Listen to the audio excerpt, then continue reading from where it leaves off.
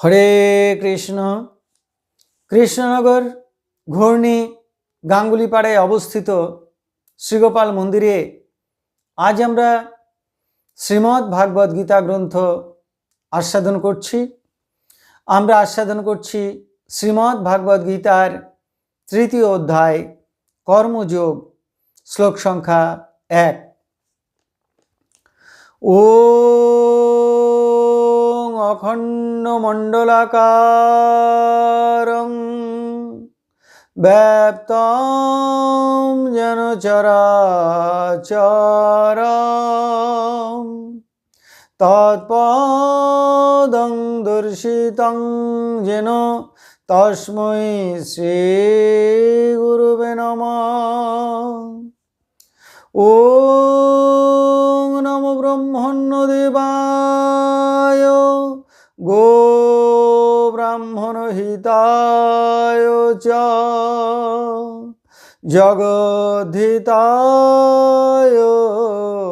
কৃষ্ণায় গোবিন্দায় নমো নমঃ।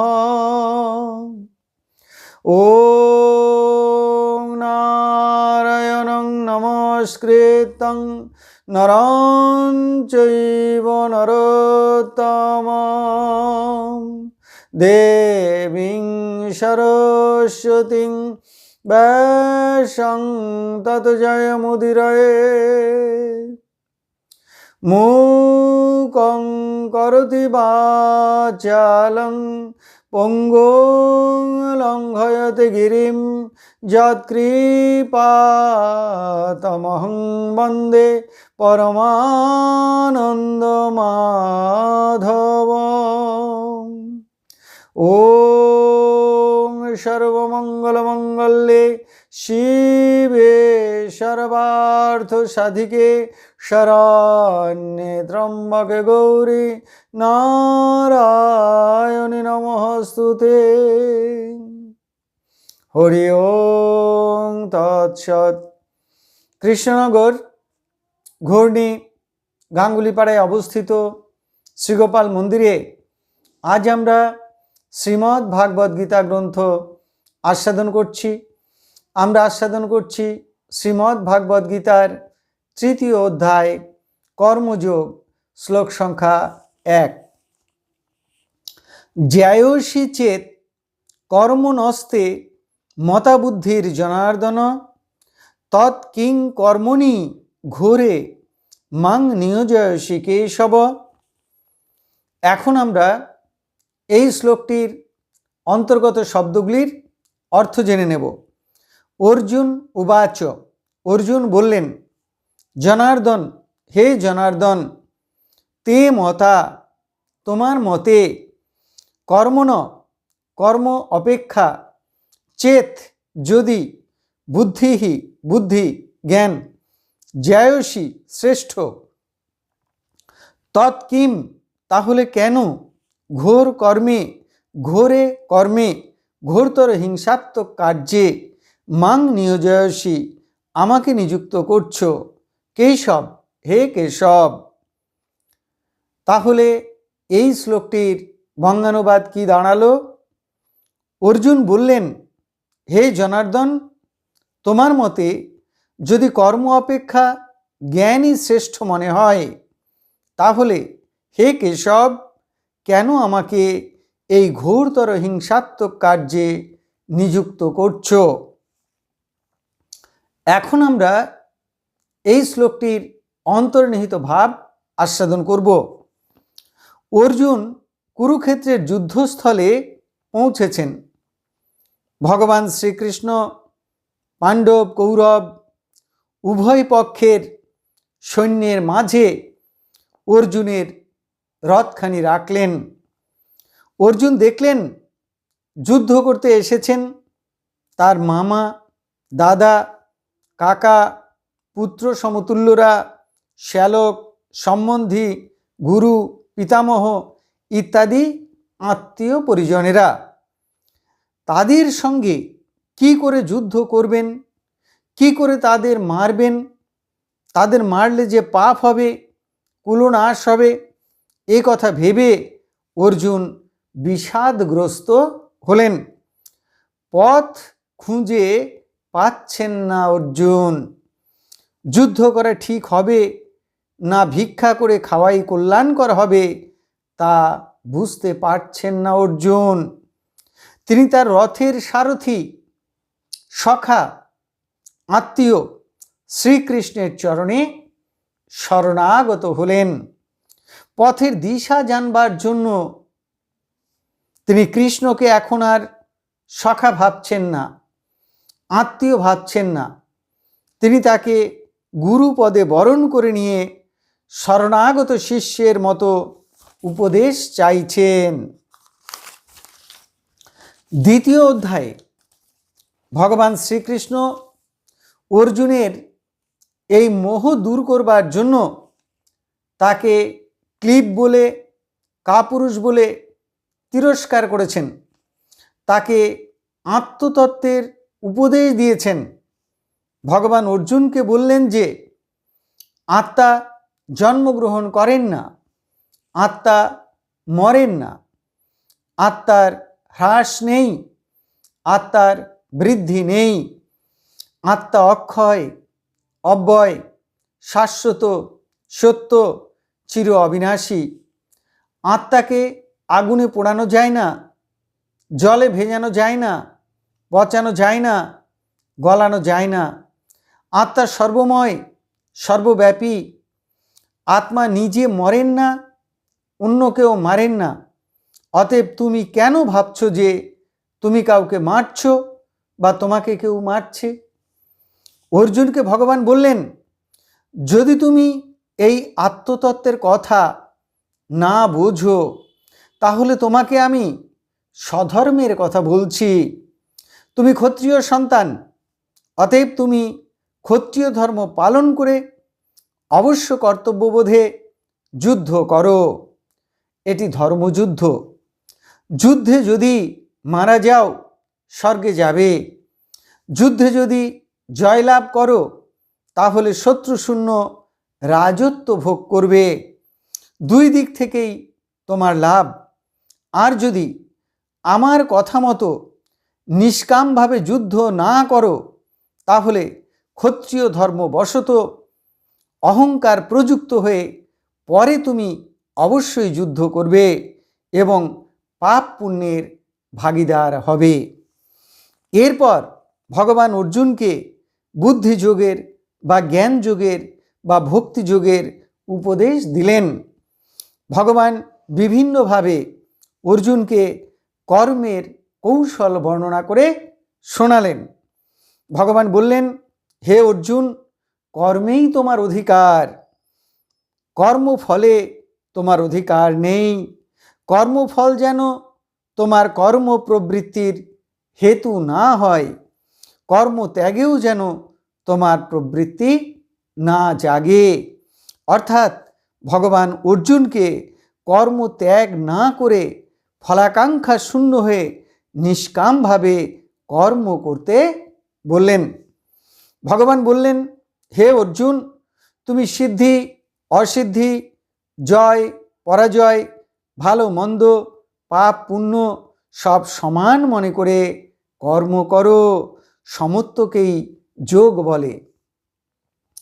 যোগস্থ কুরু কর্মাণি সঙ্গং ত্যক্তা ধনঞ্জয় সিদ্ধা সিদ্ধ সমভূতা সমোত্তম যোগ উচ্যতে।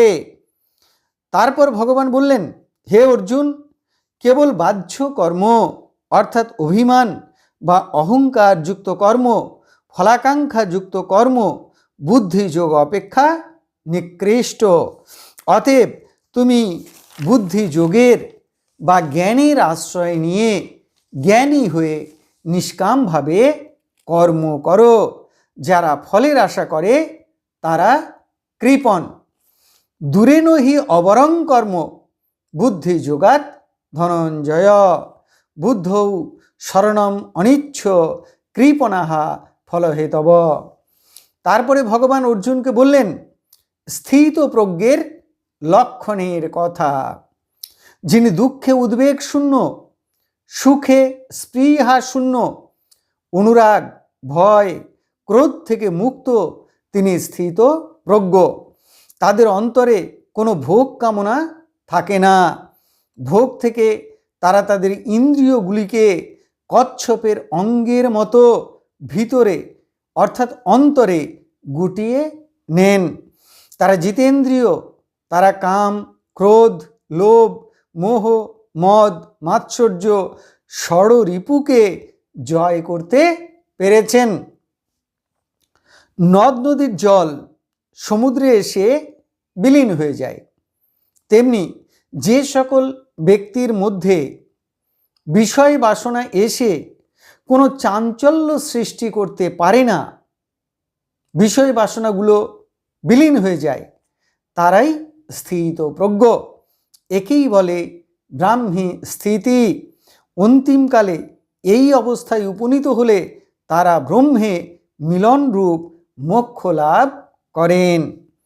বিহায় কামান য সর্বান পুমাংশ্চরতি নিস্পৃহ নির্মম নিরহংকারঃ স্বশান্তিম অধিগচ্ছতি। এষা ব্রাহ্মী স্থিতি পার্থ নৈনাং প্রাপ্য বিমুহ্যতি। স্থিতাস্য অন্তকালে অপি ব্রহ্ম নির্মাণম ঋচ্ছতি। দ্বিতীয় অধ্যায়ে ভগবানের সামগ্রিক বক্তব্য লক্ষ্য করলে দেখা যায় যে ভগবান অর্জুনকে কোনো মোহময় বাক্য, কপটতাপূর্ণ বাক্য বা ছলনাময় বাক্য বলেননি, যা অর্জুনকে বিভ্রান্ত করতে পারে। কিন্তু অর্জুনের ভগবানের কথাগুলোর প্রকৃত অর্থ, প্রকৃত তাৎপর্য বুঝতে একটু অসুবিধা হচ্ছিল।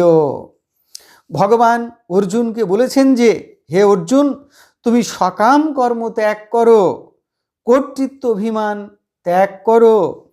সকাম কর্ম বন্ধনের কারণ। তুমি নিষ্কাম কর্ম করো। নিষ্কাম কর্ম করলে সমত্ব যোগের আশ্রয় নিলে তুমি সেই ব্রহ্মজ্ঞানী প্রাপ্ত হবে। আর যদি কেউ ইন্দ্রিয় জয় করে, ষড়রিপু জয় করে, কামনা বাসনা ত্যাগ করে, জ্ঞান যোগ অবলম্বন করে, ধ্যান ধারণা এবং সমাধির মাধ্যমে সেও সেই পরম ব্রহ্মকে প্রাপ্ত হতে পারে। দুইয়েরই প্রাপ্তি সেই ব্রহ্ম। ভগবানের মুখে এই সব কথা শুনে অর্জুনের একবার মনে হলো যে ভগবান তাকে নিষ্কাম কর্ম করতে বলছেন, কিন্তু অর্জুনের ক্ষেত্রে নিষ্কাম কর্মটি হলো ভয়ঙ্কর যুদ্ধ, যাতে তার কুলনাশ হবে। অর্জুনের আর একবার মনে হলো যেন ভগবান তাকে জ্ঞানের পথে চলতে বলছেন। সমস্ত আসক্তি ত্যাগ করে, কামনা বাসনা ত্যাগ করে, ইন্দ্রিয় দমন করে, ষড়রিপু জয় করে, নিস্পৃহ হয়ে, মমতাশূন্য হয়ে, নিরহংকার হয়ে, ধ্যান ধারণা এবং সমাধি লাভের মাধ্যমে ব্রহ্মকে জেনে ব্রহ্মজ্ঞান লাভ করে পরম শান্তি লাভ করতে বলছেন। অর্জুন মনে মনে ভাবলেন, ওই ভয়ঙ্কর যুদ্ধরূপ কর্মটি নিষ্কামভাবে করে যে ব্রহ্মে পৌঁছানো যাবে, ধ্যান ধারণা সম দম সমাধি লাভের মাধ্যমেও সেই ব্রহ্মেই পৌঁছানো যাবে। তাহলে আর আমি ওই ভয়ঙ্কর যুদ্ধে জড়াতে যাব কেন? তার মনে হলো জ্ঞানের পথ অবলম্বন করে ব্রহ্মকে জানাই শ্রেষ্ঠ। কিন্তু অর্জুন নিজে সঠিক সিদ্ধান্ত নিতে পারছেন না যে কোন পথটি তার পক্ষে অধিকতর শ্রেয় হবে, কর্মের পথটা না জ্ঞানের পথটা। তাই অর্জুন ভগবানকে জিজ্ঞাসা করলেন, কেন তুমি আমাকে ঘোরতর যুদ্ধে নিযুক্ত করতে চাইছ, যদি জ্ঞানের পথেই পরম শান্তি পাওয়া যায়? ভগবান অর্জুনকে দ্বিতীয় অধ্যায়ের কোথাও বলেননি যে নিষ্কাম কর্ম অপেক্ষা বুদ্ধিযোগ শ্রেষ্ঠ। তিনি বারবার অর্জুনকে বলেছেন যে সকাম কর্তৃত্বাভিমান যুক্ত কর্ম অপেক্ষা বুদ্ধিযোগ শ্রেষ্ঠ। এই নিষ্কাম কর্তৃত্বাভিমান শূন্য কর্ম যাতে সিদ্ধি অসিদ্ধি লাভ ক্ষতি সব সমান মনে করতে হয়, তাই আসলে সমত্ব যোগ বা বুদ্ধি যোগ। অর্জুনের মনে হচ্ছে ভগবান তাকে একবার কর্মের পথে যেতে বলছেন, আবার মনে হচ্ছে জ্ঞানের পথে যেতে বলছেন। আসলে জ্ঞানে স্থিত হয়ে কিভাবে নিষ্কাম কর্ম করতে হবে, বা জ্ঞানে অবস্থান করার পরেও আবার কর্ম করা যায় কি না, বা কর্ম অবশিষ্ট থাকে কি না, সমত্ব বুদ্ধিতে কিভাবে কর্ম করতে হবে, এইগুলি আরও বিশদভাবে জানতে চাইছেন অর্জুন ভগবানের কাছে। তাই অর্জুন ভগবানকে জিজ্ঞাসা করলেন, তোমার মতে জ্ঞানী যদি শ্রেষ্ঠ হয়, তবে ঘোরতর হিংসাত্মক কর্মে কেন আমাকে নিয়োজিত করছো? তাহলে এতক্ষণ আমরা শ্রীমদ্ ভাগবত গীতার তৃতীয় অধ্যায় অর্থাৎ কর্মযোগের প্রথম শ্লোকটি আমরা আস্বাদন করলাম। আমি শ্লোকটি আরও একবার পড়ছি।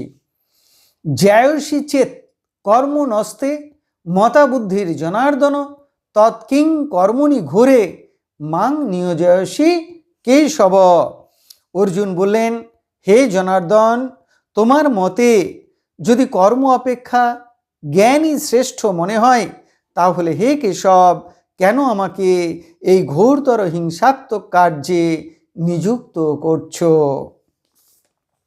এখন আমরা শ্রীমদ্ ভাগবত গীতার মাহাত্ম্য পাঠ করব।